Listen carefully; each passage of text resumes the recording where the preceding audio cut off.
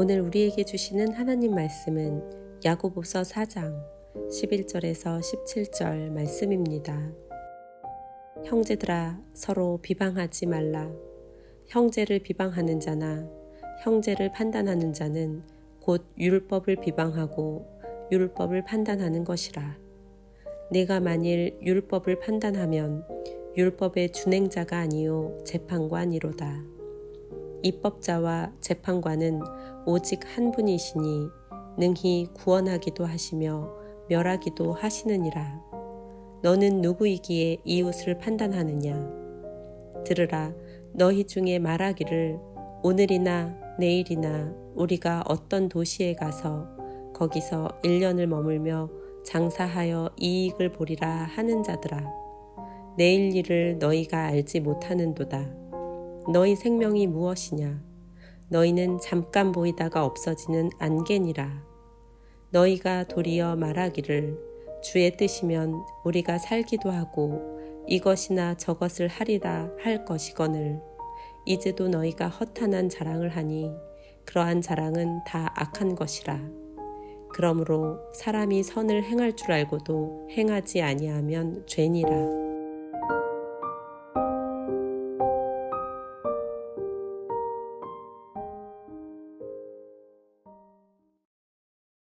오늘 본문은 어제 4장 1절부터 시작됐던 겸손에 대한 가르침의 연장선입니다. 어제 본문이 겸손함에 대해 말씀했다면 오늘 본문은 그와 반대인 교만에 대해 가르칩니다. 남을 판단하고 비방하는 것을 교만이라고 말씀합니다. 오늘 본문의 첫 절인 4장 11절입니다. 형제들아, 서로 비방하지 말라. 형제를 비방하는 자나 형제를 판단하는 자는 곧 율법을 비방하고 율법을 판단하는 것이라. 내가 만일 율법을 판단하면 율법의 준행자가 아니요 재판관이로다. 형제들아, 서로 비방하지 말라. 비방하는 이유는 그를 판단했기 때문입니다. 남을 내 잣대로 판단하고 비방하는 것은 사람을 변화시킬 수 있는 하나님의 능력을 믿지 않는 것입니다. 그리고 내 이웃을 내 몸과 같이 사랑하는 율법의 대계명을 따르지 않는 것입니다. 그러므로 그는 율법의 준행자가 아니라 재판관이다 라고 했습니다. 이 땅의 모든 그리스도인들은 재판관이 아니라 준행자, 즉 실천자가 되어야 합니다. 재판관은 오직 우리 하나님 한 분뿐이십니다. 12절입니다. 입법자와 재판관은 오직 한 분이시니 능히 구원하기도 하시며 멸하기도 하시느니라. 너는 누구이기에 이웃을 판단하느냐? 우리는 남을 판단하는 교만함이 아니라 자신을 돌아보는 겸손함이 있어야 합니다. 하나님은 나를 변화시킬 수 있는 분이시고 또한 그도 변화시킬 수 있는 분이십니다. 우리는 능력의 하나님을 믿기에 상대방에 대해서 성급한 판단을 자제하고 비난의 말을 멈춰야 하는 것입니다. 13절부터는 자신이 계획한 것은 그대로 다 이루어진다라는 교만에 대한 말씀입니다. 들으라, 너희 중에 말하기를 오늘이나 내일이나 우리가 어떤 도시에 가서 거기서 1년을 머물며 장사하여 이익을 보리라 하는 자들아.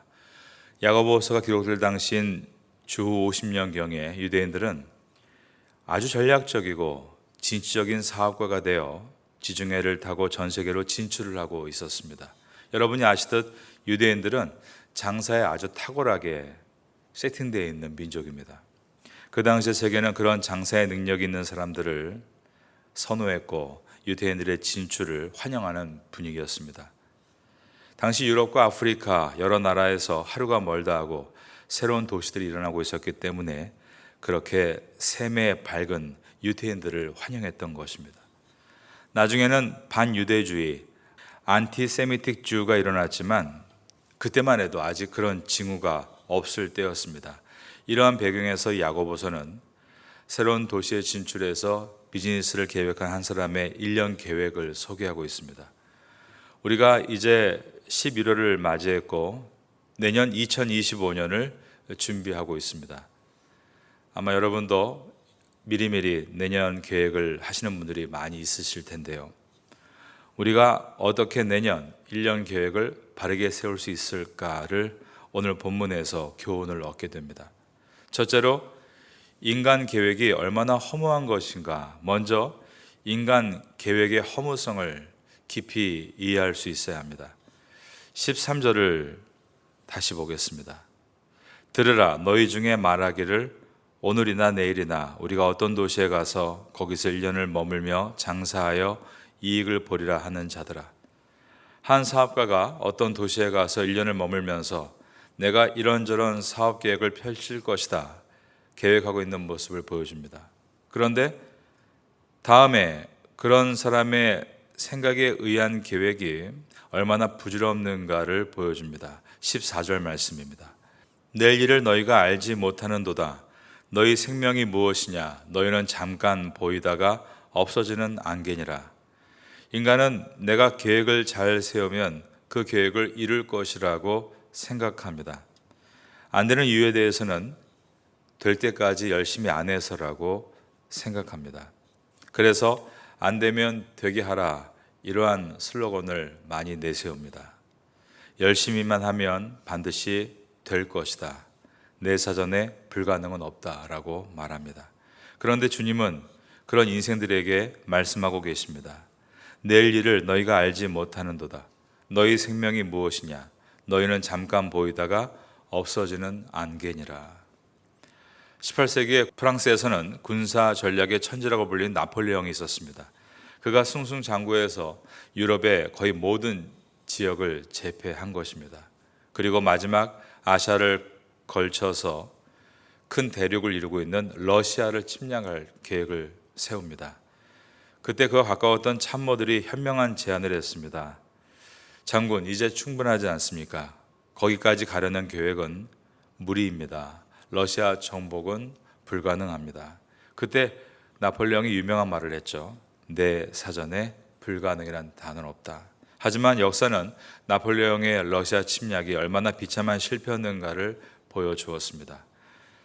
러시아의 침략의 실패는 나폴레옹 몰락의 시작이었고, 그는 고독한 유배지였던 세인트 헬레나 섬에서 인간의 한계를 뼈저리게 자각하며 쓸쓸히 죽어갔습니다.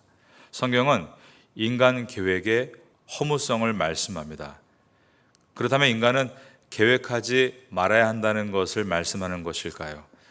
인간의 허무성을 말씀하는 것이지 아무 계획도 하지 말라는 무용성을 말하는 것은 아닙니다. 그러면 우리가 어떻게 우리의 미래를 계획해 나가야 할까요? 그 답이 15절에 나와 있습니다. 너희가 도리어 말하기를 주의 뜻이면 우리가 살기도 하고 이것이나 저것을 하리라 할 것이거늘. 주의 뜻이면 우리가 살기도 하고 이것이나 저것을 하리라. 인간이 자기의 뜻을 따라 계획하는 것이 아니라 하나님의 뜻을 따라 계획해야 한다는 것을 보여줍니다. 맞습니다.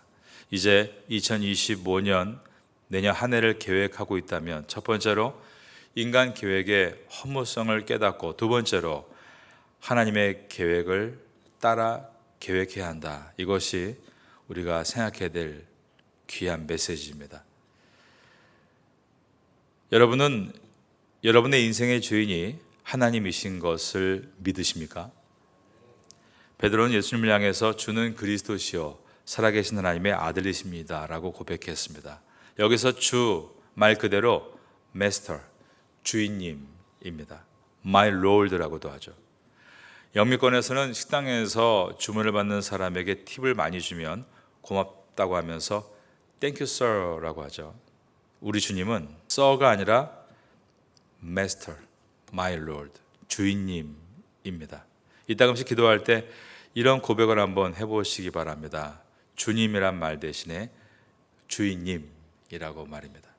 내 시간의 주인님, 내 물질의 주인님, 내 가족의 주인님, 내 사역의 주인님, 그분이 바로 My Lord, 나의 주님이십니다. 그럴 때 여러분들은 자연스럽게 여러분의 사업과 사역과 학업에 대해서 주님께 여쭙게 될 것입니다.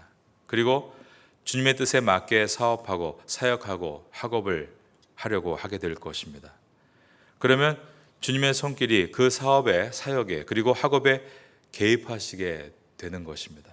여러분의 뜻대로 계획하고 일을 진행하다가 오늘 본문과 같이 내일 일을 너희가 알지 못하는도다. 너희 생명이 무엇이냐? 너희는 잠깐 보이다가 없어지는 안개니라.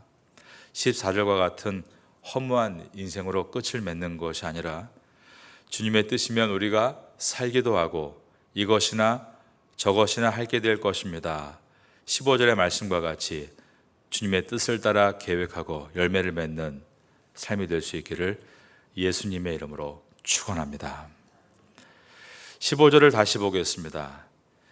우리가 이 15절에서 분명 이 말은 완벽한 옳은 말이지만 이 15절의 뉘앙스를 잘 보셔야 합니다.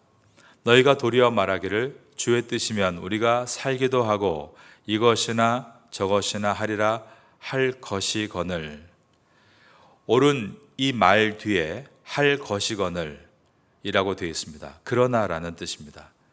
무슨 말인가 하면 입술로는 주님의 뜻이면 우리가 살기도 하고 주님의 뜻이면 우리가 이것도 하고 저것도 하겠습니다 고백하며 삶은 그렇게 살지 않는 크리스찬에 대해서 말하고 있는 것입니다. 이어지는 16절에 이제도 너희가 허탄한 자랑을 하니 그러한 자랑은 다 악한 것이라. 15절과 16절은 그러나로 연결되어 있는 것입니다. 지난 기독교 역사 속에는 자신을 그리스도인이라고 소개하면서 교회를 다니고 있다, 신앙생활을 하고 있다라고 말하면서도 인생의 중요한 결정에 있어서는 주님의 뜻을 고려하지 않고 마치 주님이 없는 사람처럼 살아가는 사람들이 많이 있었던 것이 사실입니다. 그들 가르쳐 Practical Atheist, 실천론적 무신론자라고 부릅니다. 기독교인인데 무신론자와 다름이 없는 사람이라는 뜻입니다. 가정에 중요한 결정을 하면서 기도를 하나님께 뜻을 묻지 않고 결정하는 사람들, 자녀의 진로를 결정함에 있어서도 자녀에게 야, 너 그거 해야 돈 번단다, 그거 해라, 너 그거 하지 마, 그거 하면 거지 된다.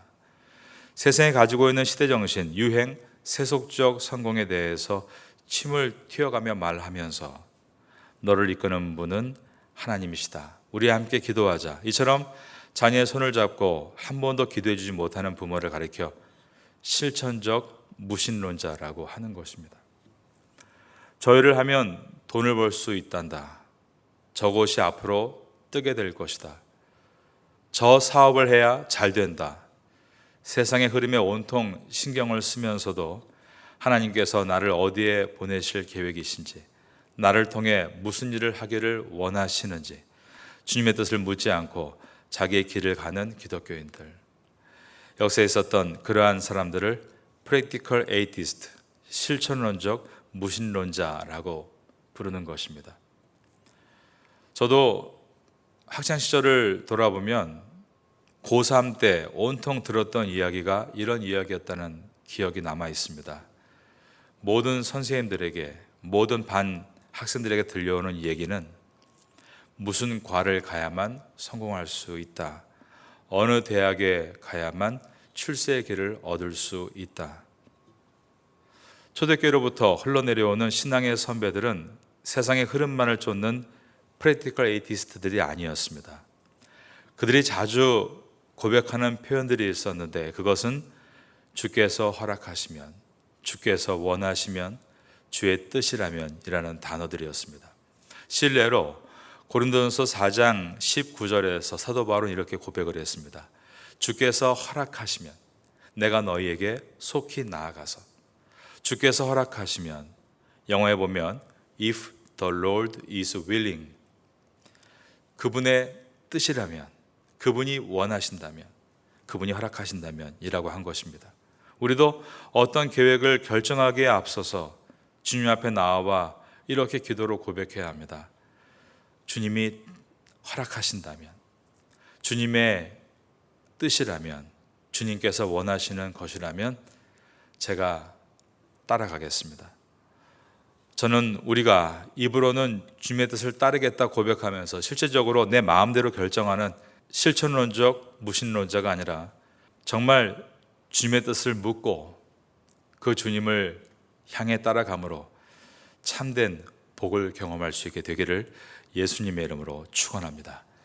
늘 말씀드리지만 하나님의 복을 우리가 세상에 말하는 부자, 명예, 건강 이 정도로 한정 지어서는 안 됩니다. 그것은 우리가 하나님의 축복을 너무 제한하고 경홀하게 말하는 것입니다. 이처럼 1년의 계획을 새롭게 만들어 가면서 첫째로 인간 수술하는 계획의 허무성을 깨닫고 둘째로 주님의 뜻을 여쭙고 그분의 뜻을 따라 계획합니다. 세 번째로는 그 계획은 선한 실행, 선한 실천을 전제로 계획해야 한다는 데 있습니다. 본문의 마지막 구절인 17절을 보겠습니다. 그러므로 사람이 선을 행할 줄 알고도 행하지 아니하면 죄니라. 성공에 대한 명언을 많이 남긴 브라이언 트레이시라는 사람이 있습니다. 성공한 소위 10%의 사람들을 리서치하면서 사회적으로 성공한 사람들의 세 가지 원인을 다음과 같이 정리해 놓았습니다. 첫째, 미래 지향성, 미래를 생각한다는 말이었고, 둘째, 목표 지향성, 그 미래를 향한 목표를 설정했다는 것입니다.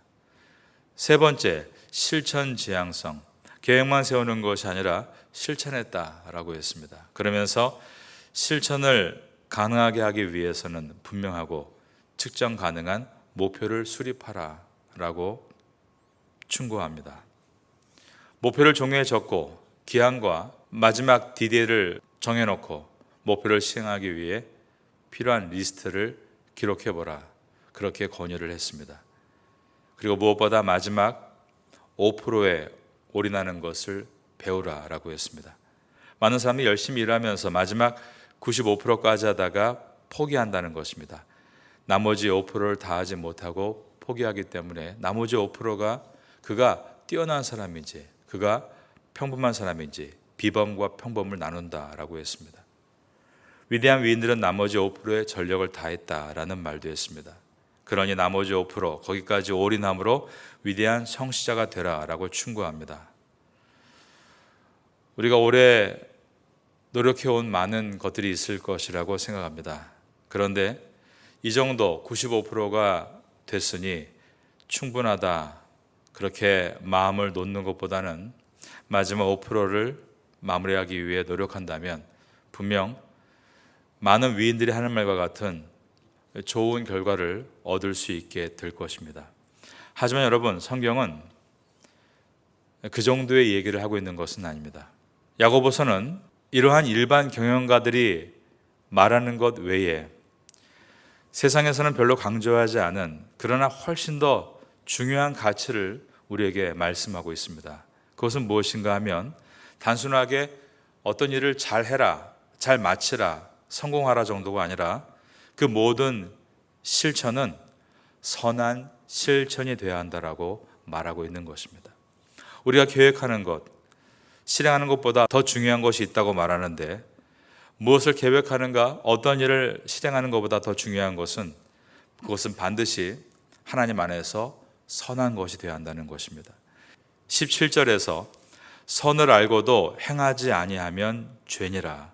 여기서의 선은 헬라어로 칼로스입니다. 영어 성경은 beautiful이라고 번역되어 있지만 이 단어가 사용된 용례를 성경에서 보면 하나님을 기쁘게 하는 일들 혹은 이웃에게 유익을 끼칠 때 선하다, 이 칼로스라는 단어가 출현합니다. 그러므로 우리가 어떤 일을 계획할 때 우린 무엇보다 이것이 하나님을 기쁘게 하는 옳은 일인가를 봐야 합니다. 이것이 이웃에게 유익을 끼치는 일인가를 보아야 하는 것입니다.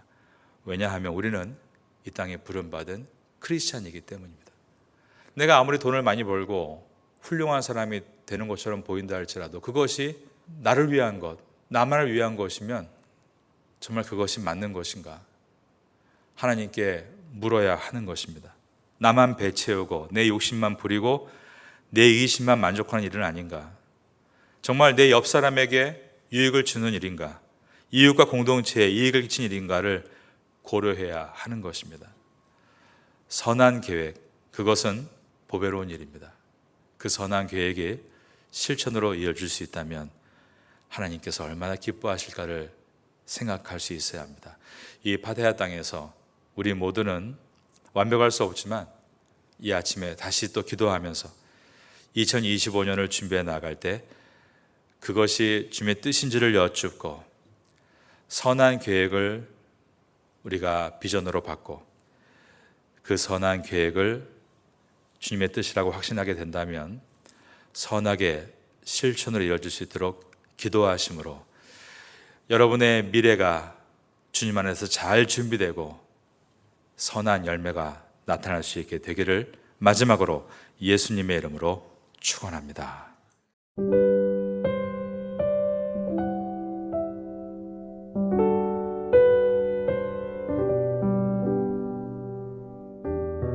지금은 함께 기도하는 시간입니다.